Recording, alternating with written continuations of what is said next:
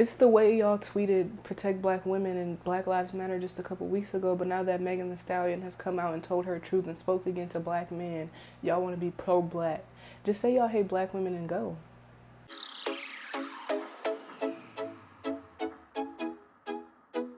What is up, guys? It is your girl Antoinette, and today I'm back with a video that I didn't really want to do, but it kept me up all night to have to talk about this entire situation and to defend black women in the way that these black men are not defended. So if you are new to my channel, this is not my usual talk, but I decided I wanted to do commentaries because I needed to talk and I needed to speak and I needed to use whatever platform I had to come out and say what I had to say. So if you're new, welcome. If you're not new, welcome back, and let's go ahead and start talking.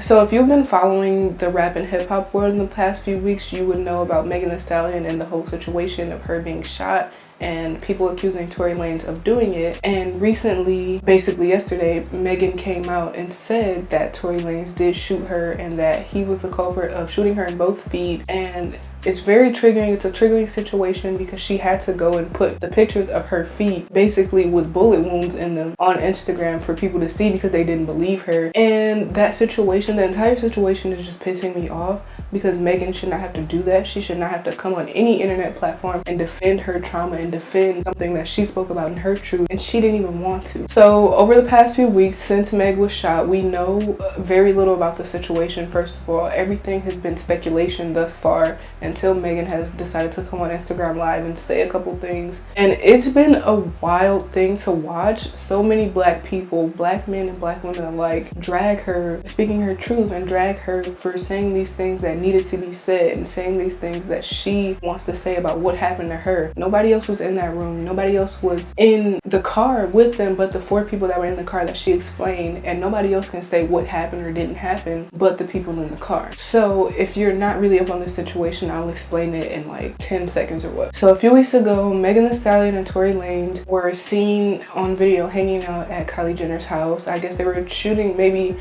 discussing the WAP video or hanging out, whatever they were doing. Megan Thee Stallion and Tory Lanez were in a car. I guess they were leaving Kylie's house, and in this car they got pulled over. There were helicopters, there were police surrounding the car, and Tory Lanez got arrested for, I believe, possession of a weapon. So there's a video that has been circulating around that I really hate, and I really wish I'd never watched it. It's of Megan bleeding from both feet as she is like, you know, she has to put her hands up. She's called to get out the car. She's bleeding from both feet. She's backing away from the car with her hands up. And she's clearly traumatized. She's clearly scared. Meg is just a few years older than me, so I understand where her mind is at during that situation, even though I've never been in a situation like that. She's backing away and nobody else is getting out of the car but 2 women. I didn't watch the whole video, but for the most part, Megan was shot. She was shot, and everybody already speculated after this happened that Tory Lanez was the one that shot her. Now, the story that first went viral was that Megan was shot in one foot and that she was recovering. That's what she put out. Like, she didn't say anything for a few days, which granted, she didn't have to. She didn't need to. Why should she explain her trauma to people that don't even know her? So Megan, she went to say that she was shot in both feet, and she never said who shot her, even though all of black Twitter was speculating that it was Tory Lanez, which, surprise surprise, it was, because she just came out yesterday and said that it was. And she was basically protecting this man when he didn't need to be protected. And I understand that there's a thing called Stockholm syndrome where you feel the need to protect your abuser, and there's many things that went into why she didn't immediately say it was him. Of course, the media and people who have nothing else to do better with their lives than to terrorize black women continue to paint her as just this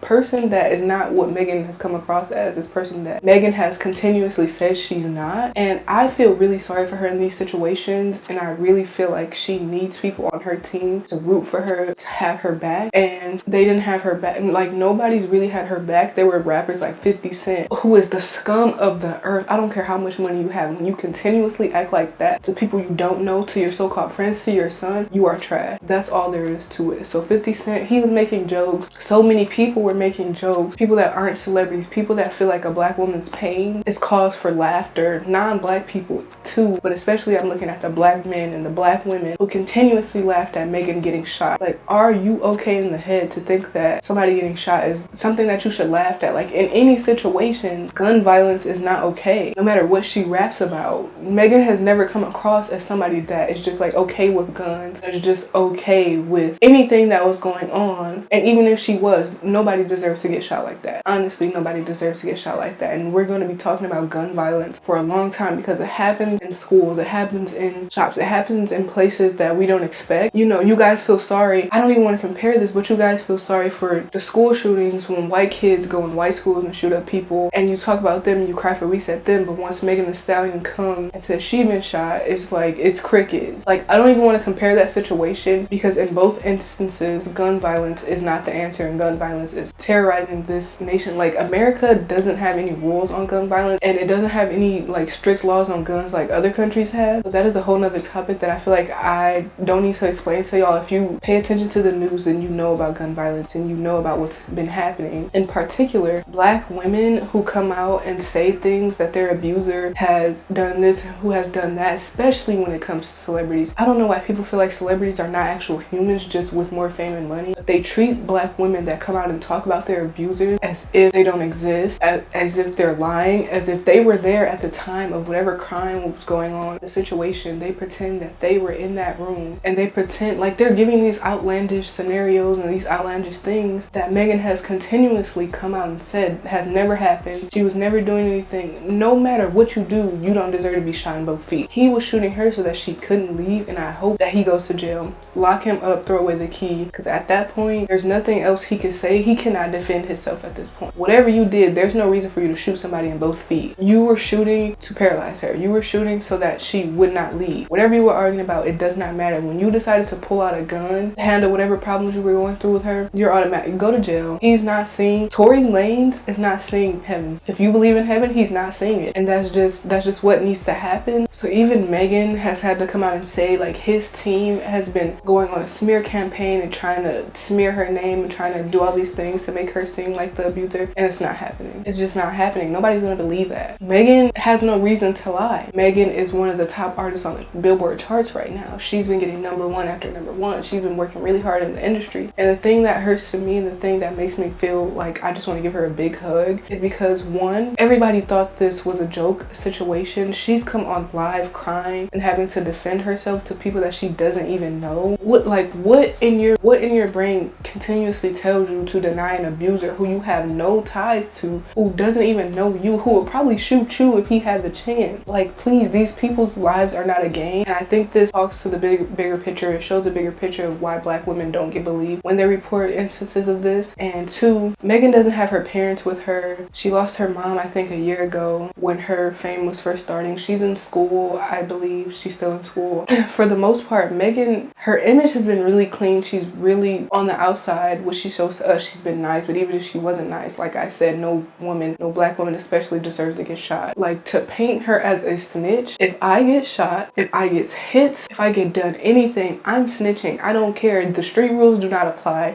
Megan has never claimed to be street. She's from Houston. Not everywhere in Houston is street. The entire situation is so alarming to me that so many men, and especially so many black women, would hang their black woman, their fellow black woman, out to dry and call her a snitch and say, you shouldn't have told. What does that say to the little black girls and the little black boys that are in your home? What does that say to them? That they can never come out if they are feeling unworthy, if they're feeling abused, if they have been abused. They can never come out and tell you anything because they shouldn't have snitched, because this ruins your image of somebody who is an abuser. Like, what do you gain from protecting men like Tory Lanez? What do you gain from protecting men like Chris Brown? What is it really? Good music? You can find that anywhere. There's millions of artists out in the world, and you can find that anywhere. And for you to defend people like that when they continuously show that they aren't worthy of you supporting them, you are the scum of the earth. And I honestly say that with the most disrespect. So another black man who conveniently turns to pro-blackness when he's under attack, or when his motives are being questioned, or when his actions are being questioned, is Trey Songz. So I don't know the whole situation, but I'm going to be talking about like how he has continuously done things in the past that are not okay.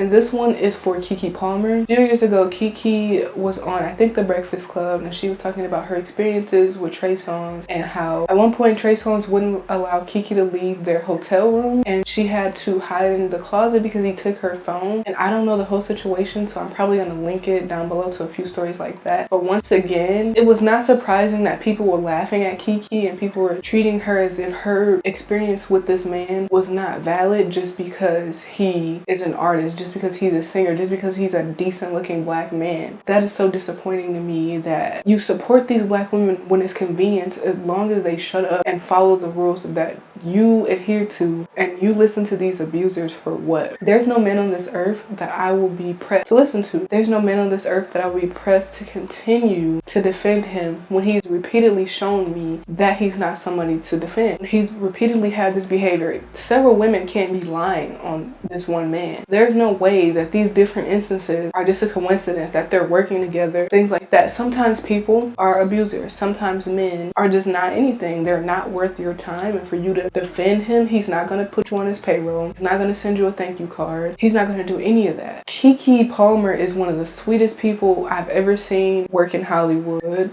that I know from the outside looking in. She's never really in any drama. She's always graceful and classy, and she's always giving her all to her craft and to her music, and she's just been in the industry for so long that she's like a sister to a lot of us. But again, I hope this is not how many of you treat your sisters. If she came out about abuse against a man who y'all like for what, his same albums sound the same, I don't get it. I don't get it. And as somebody who's going to be a psychologist and somebody who's currently applying to grad school, that makes me want to go even harder for black women and for black little girls and for black children in general, because black men are the weakest link. And I say that once again with the utmost disrespect. Black men continuously show us that we are fighting for their lives for what? We're fighting for them to go to other races and to other ethnicities and treat them like queens, and to treat them like they're the last women on earth and they need to save them and they need to be aware of all these things about other women. But they treat black women, the women who are fighting for them, the women on the front lines for them, the women who are protesting for them, the women who continuously stand in front of bullets, in front of officers for them, in this manner. Like, what? Honestly, somebody once told me that they were pro-black woman, not pro-black, and that has honestly changed my perspective, because I understand it now. I understand that these black women need to protect themselves. They need to protect themselves first, and y'all don't love black women like how y'all claim to, unless we stand up. And we shouldn't have to stand up against people of our own kind, people that have grown up with us, that continuously attack us. Like, y'all can violently speak out about the WAP music video, but once Megan comes out about her abuse and about her trauma, it's cricket. It's very quiet. It's giving me, I don't really care about women and their abuse. I care about singers. I care about men in my family who continue to abuse people. Tell me somewhere in the Bible, since most of y'all claim to be Christian, tell me somewhere in the Bible, give me a verse, give me a chapter, give me a name where in the Bible it says to continuously defend abusers, to continuously support abusers. Show me that, and let me say you're not saying the gates of heaven either. I can say that with confidence, that you're not saying the gates of heaven, that you continue to put these black women and these black kids down and think that God is going to be like, oh yeah, let's just let them all into heaven because they repented. Like, no, you're going to have to answer to those mistakes, and I want you to have a really valid answer to whatever God you believe in on why you continuously oppress black women and black children.